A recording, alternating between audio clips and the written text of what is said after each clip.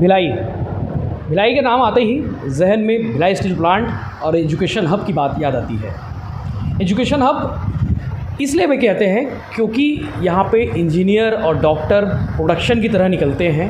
Topper निकलते हैं। हर साल प्रदेश को भिलाई जो है डॉक्टर,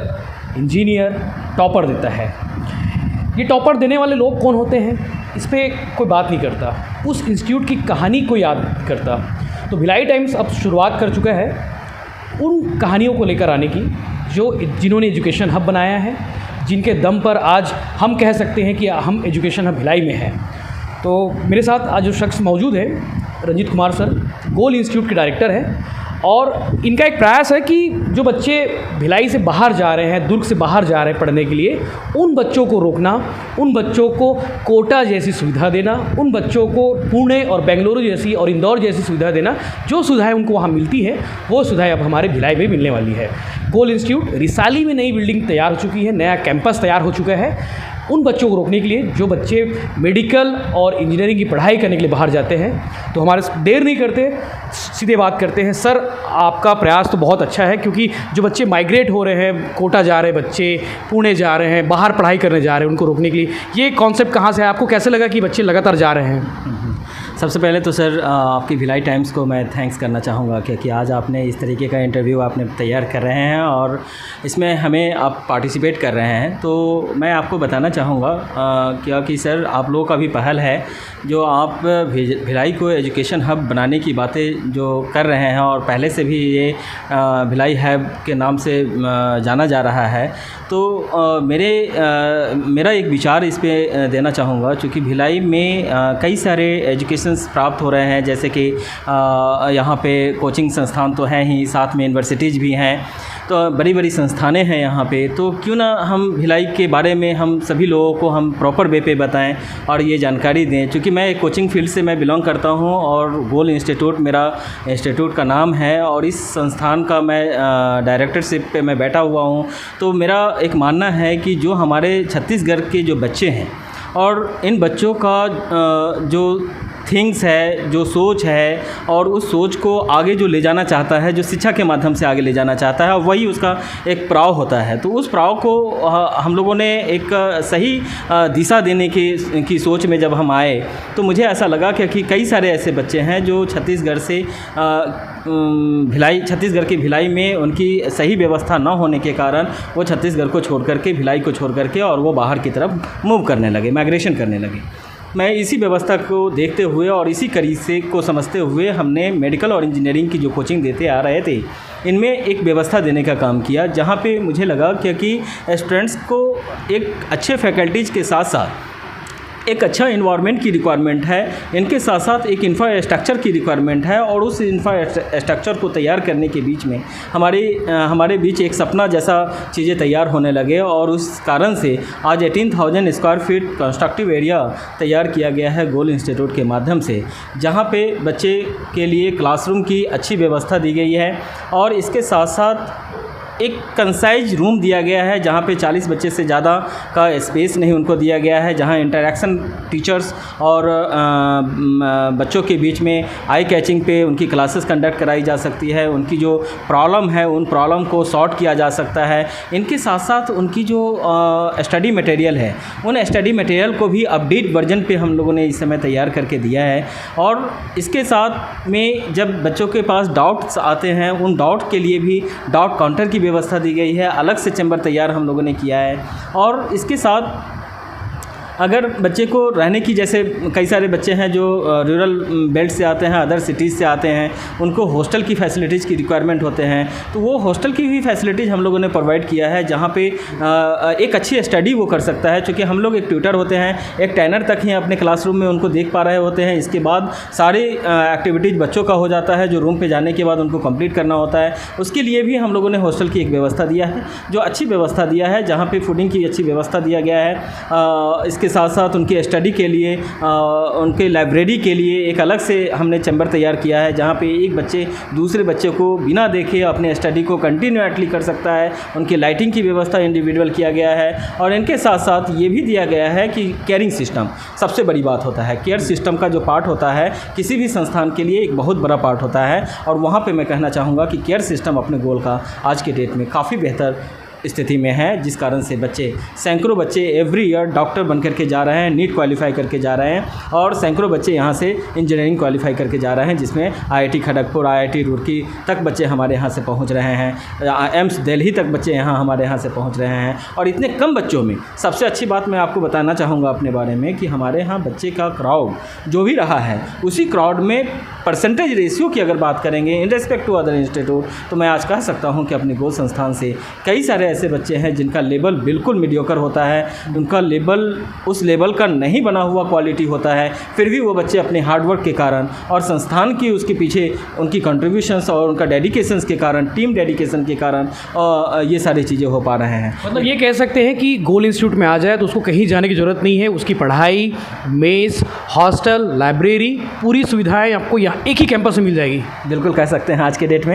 डेट में कह सकते हैं कि उन सारी व्यवस्था को हम लोगों ने बनाने की कोशिश किया है, बल्कि इस व्यवस्था को बनाने में मुझे 15 वर्षों का समय लगा। लेकिन इसके साथ साथ मैं कहना भी चाहूँगा कि इसमें केवल हमारी ही पर्सनल भूमिका नहीं रही है, हमारे पूरे टीम की भी इसमें सहभागिता रहा है। और इसमें मैं कह सकता हूँ कि आज हमारे फैकल्टीज़ टीम हो, चाहे मैनेजमेंट की टीम हो, इन सारे लोगों ने इन पे फुल एफर्ट दिया है, दिन रात उन्होंने भी एक किया है। मैं नहीं कह सकता कि केवल मैं ही इसमें दिन रात एक लगाया है, वो सारे लोग लगाए हैं, जिस कारण से आज ये व्यवस्था हम इन छत्तीसगढ़ के उन बच्चों को दे पा रहे हैं जो कल के भविष्य हैं, हमारे देश के भविष्य हैं, और वो सेकंड गॉड कहलाते हैं अगर वो डॉक्टर बन जाते हैं तो इस व्यवस्था तक पहुँचने में हमें कहीं ना कहीं सभी लोगों का सहयोग की ज़रूरत पड़े हैं। आप मीडिया का भी सहयोग की ज़रूरत पड़ा है, जहाँ पर आपने भी हमें सपोर्ट करते रहे हैं और चीज़ों को पारदर्शिता के साथ आपने लोगों तक ले जाने का काम किया है। सर, पेरेंट्स का एक थिंक है कि अभी लोगों ने कोरोना काल देखा और यूक्रेन जैसी चीज़ें भी हमने देखी है, लोग अपने बच्चों को बाहर भेजते हैं, फिर कभी कोरोना काल जैसी चीज़ें आ जाती हैं, फिर यूक्रेन जैसी चीज़ें आती हैं, तो उन बच्चों के लिए एक अनसेफ्टी भी तो है वहाँ भेजना। तो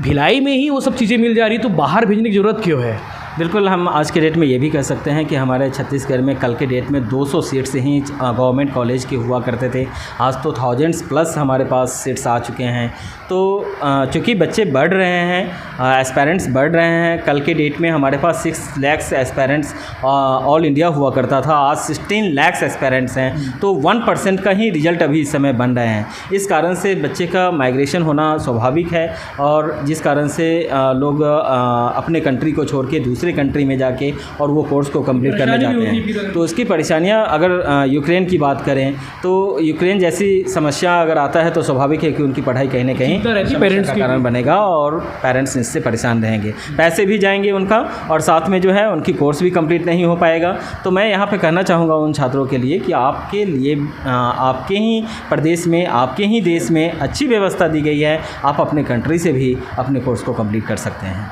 मतलब अब ये बोल सकते हैं कि भिलाई में रहकर कोटा, पुणे, बेंगलोर जैसी इंस्टीट्यूट जैसी पढ़ाई आप कर सकते हैं। रिज़ल्ट भी है सर, हम IIT में देखते हैं तो टॉपर देते हैं, JEE एडवांस में हो चाहे वो नीट में हो, टॉपर हमारे भिलाई से होते हैं। निश्चित रूप से सर, मैं कहना चाहूँगा कि चूँकि ऑल इंडिया टॉपर्स भिलाई से जा चुके हैं और आते भी रहे हैं, ऐसे प्लेस पे ऐसे एजुकेशन सिस्टम को फॉलो हर लोग को करना चाहिए, हर किसी को करना चाहिए। और यहाँ आने से मुझे नहीं लगता क्या कि आपको फैकल्टीज़ की कमी होगी या भिलाई आने से, या फिर आपको सिस्टम की कोई कमी होगी। मुझे नहीं लगता कि आज के डेट में ऐसा कुछ है। अब तो आप जैसे आपकी जो इंस्टीट्यूट है, आपकी जो बिल्डिंग है, इसको देख के ऐसा लग रहा है कि टॉपर्स का खजाना यहीं से निकलने वाला है। सर, आप लोगों की अगर ऐसा कुछ रहा सपोर्ट, तो निश्चित रूप से मैं कह सकता हूँ कि आने वाले टाइम में बहुत कुछ अच्छा होने की संभावना हो सकता है, और कई सारे टॉपर्स को देने का प्लान हम लोगों का भी है। आने वाले टाइम में हम बताएं। मैं आपका ऐड देख रहा था, उसमें आपने लिखा था कि इससे अच्छा कहीं नहीं। सर, भिलाई इसलिए इससे अच्छा मैं बाकी प्लेस को नहीं मानता हूँ, क्योंकि भिलाई एक तो स्टील प्लांट्स है, और यहाँ पे लगभग 30,000 BSP एम्प्लॉय हैं और एजुकेटेड लोग हैं। तो एजुकेशन को जो समझने की जो स्थिति है वो मैं समझता हूँ कि यहाँ पे है, और इस कारण से एजुकेशन के बारे में बहुत कुछ बोलने की ज़रूरत नहीं है। वो ऑलरेडी सभी के जहन में है और इन कारणों से बाकी बच्चों को भी इसका बेनिफिट। शानदार माहौल है सर, यहाँ पे अच्छे स्कूल हैं, अच्छे कॉलेजेस हैं, अच्छे ट्यूटर हैं जो आप लोग इतनी मेहनत करके उनको फैकल्टी तैयार करते हैं। तो एक कहीं ना कहीं ये भी है कि अब उन बच्चों को, उन पेरेंट्स को सोचने की ज़रूरत है कि अपने बच्चों को माइग्रेट ना करें, क्योंकि एक चिंता बनी रहती है कि मेरा बेटा अगर पढ़ने गया कोटा तो उसके लिए दिन भर चिंता रहती, बेटा खाना खाया कि नहीं खाया। तो एक अच्छा माहौल तो आप लोग दे ही रहे हैं। सर निश्चित रूप से मैं यहाँ पे एक बहुत अच्छा क्वेश्चन आपने किया है अभी। इन क्वेश्चन पे मैं अपनी बात रखना चाहूँगा कि चाहे पेरेंट्स कोई भी हो, चाहे मैं हूँ, मैं भी एक पेरेंट्स हूँ, आप भी एक पेरेंट्स हैं, तो एज ए पेरेंट्स अगर मैं सोचता हूँ तो मुझे ऐसा लगता है कि अंडर 10 तो बच्चे को अपने से बाहर तो बिल्कुल जाने ही नहीं देना चाहिए, क्योंकि उनकी एक अच्छी परवरिश अगर देना है, उनको अच्छी संस्कार अगर देनी है, तो अंडर 10 तो बच्चे को अपने पास ही रखना चाहिए। पहली चीज़ें। दूसरी चीज़ें हैं इसके सपोर्ट में मैं ये कहना चाहूँगा कि हमारा जो भिलाई है, इस भिलाई में एक अच्छी स्कूल्स होने के कारण, चूँकि ये बातें आपने भी रखे हैं इन चीज़ों को, तो अगर डीपीएस की अगर हम बात करें, डीपीएस रिसाली की बात करें, तो ये ऑल इंडिया का 7th रैंक्स होता है। तो ऑल इंडिया का जिस सिटी में ऑल इंडिया का 7th रैंक्स स्कूल्स हैं, तो वहाँ का प्रोडक्ट कैसा होगा। तो मुझे क्या ज़रूरत है मुझे बाहर जाने का, मुझे अपने बच्चे को बाहर भेजने का। बाहर तब भेजें आप जब वो किसी कॉलेज में उनका एडमिशन हो रहा हो, बेस्ट कॉलेज में जा रहे हैं, एम्स जैसे कॉलेज में जा रहे हैं, IIT के कॉलेज में जा रहे हैं, तो वैसे कॉलेज के कारण, उस अच्छे रैंक्स के कारण उन कॉलेज को अगर अटेम्प्ट कर रहे हैं तो वो उनके लिए फ्रूटफुल होगा। बाकी टाइम अगर हमारे होम टाउन में ही सारी चीज़ें मिल रही है तो मुझे नहीं लगता क्या कि आज के डेट में उनको अपने सिटीज़ को छोड़ करके और दूसरे सिटीज़ को अटेम्प्ट करना चाहिए या दूसरे स्टेट को अटेम्प्ट करना चाहिए। आपके हिसाब से सर, आप चूँकि इतने 15-20 सालों से पढ़ा रहे हैं, 15-20 सालों से इंजीनियर और मेडिकल फील्ड में बच्चे दे रहे हैं, क्या सुधार होने चाहिए भिलाई में जो एजुकेशन हब को और ज़्यादा तेज़ी से, मजबूती से हमें एक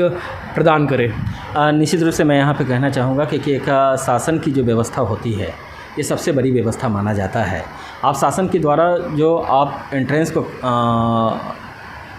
का जो प्लान करते हैं, उस प्लान पे ही सारी संस्थान डिपेंडेंसी दिखाता है। मैं यहाँ पे बस इतना कहना चाहूँगा, क्योंकि एक संस्थान शासन को भी कहीं ना कहीं सपोर्ट करती है, जो टैक्स पेयर के रूप में उनको सपोर्ट करती है। शासन को भी चाहिए कि इस पे एक अच्छी व्यवस्था को लाने के लिए उनकी जो शासकीय व्यवस्था है, उस व्यवस्था को और ज़्यादा स्ट्रॉन्ग करें, और इनके साथ साथ जो बच्चियाँ जो आती हैं, उनके साथ कभी भी कोई समस्या ना आए, इनके लिए प्रशासन, शासन जो भी हैं, उनकी व्यवस्था को और स्ट्रॉन्ग करने की ज़रूरत है। और बीच बीच में उन संस्थानों के बारे में भी जानकारी लेने की ज़रूरत है कि कौन सी संस्थान इस समय यहाँ की व्यवस्था को स्ट्रॉन्ग कर रहा है, कौन सी संस्थान इस व्यवस्था को अनर्गल रूप से ले रहा है। तो ऐसे चीज़ों को भी शासन को ध्यान में रखना है। सर, कोरोना काल 2 साल हमने देखा, ऑनलाइन एजुकेशन, ऑफलाइन एजुकेशन अब शुरू होने वाला है। आपके हिसाब से बच्चों को ऑनलाइन ज़्यादा अच्छा है कि ऑफलाइन ज़्यादा? बस एक सजेशन चाहूँगा। सर, अभी जस्ट मैंने भास्कर में पढ़ा था कि आगे पाठ पीछे सपाट, ये लाइन्स हमने हेडलाइंस में देखा था, और ये चीज़ें अभी भास्कर ने इसको नोटिफिकेशन में दिया है। लेकिन जब फर्स्ट टाइम जब कोविड आई थी,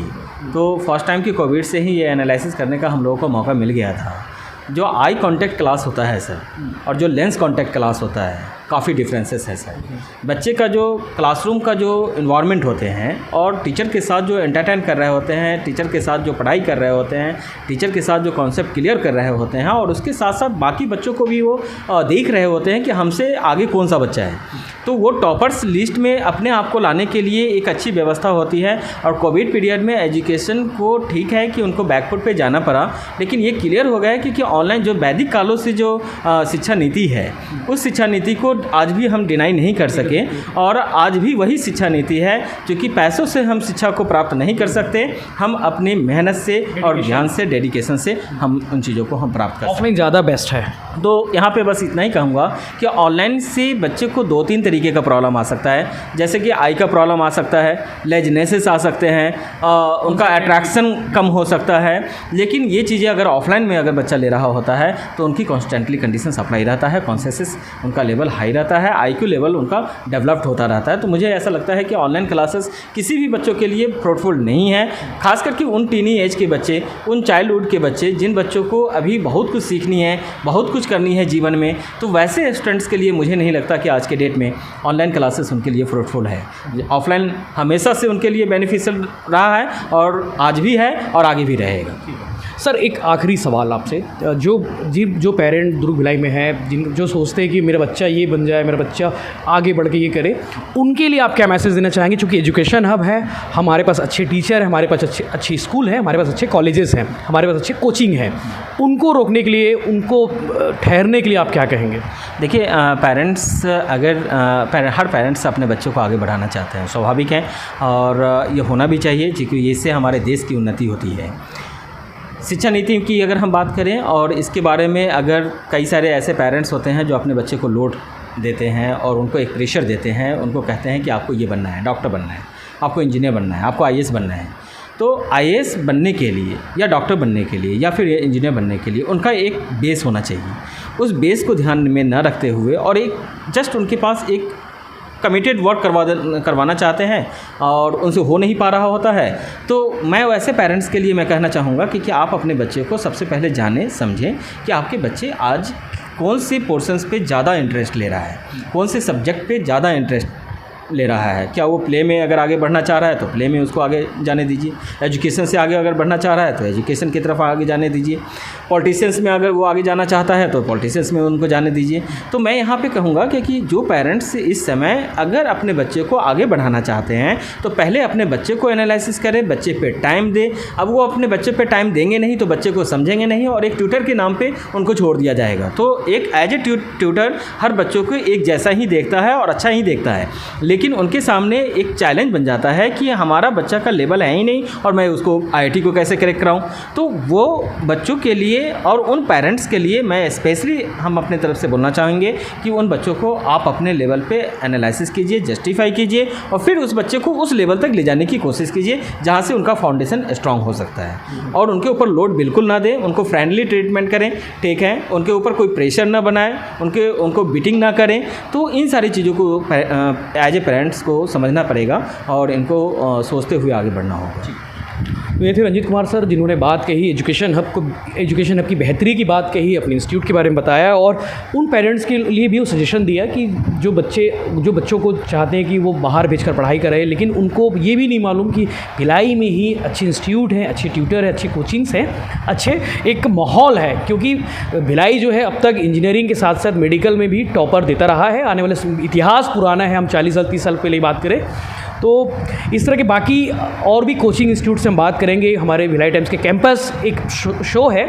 इस पे हम लगातार बाकी कोचिंग वाले, बाकी स्कूल कॉलेजों से बात करेंगे और उनसे जानना चाहेंगे कि एजुकेशन हब भिलाई को हम बेहतर और कैसे बना सकते हैं। तो इस तरह की बाकी खबरों और अपडेट्स के लिए देखते रहिए भिलाई टाइम्स, सब्सक्राइब जरूर करें। और एक कहना चाहूँगा कि अगर आपका बच्चा मेडिकल और इंजीनियरिंग की पढ़ाई करने की सोच रहा है तो उन्हें गोल इंस्टीट्यूट एक बार विजिट करना चाहिए, क्योंकि गोल इंस्टीट्यूट में वो माहौल है जो आप कोटा में देखते हैं, जो आप पुणे में देखते हैं, जो आप बड़े शहरों में देखते हैं।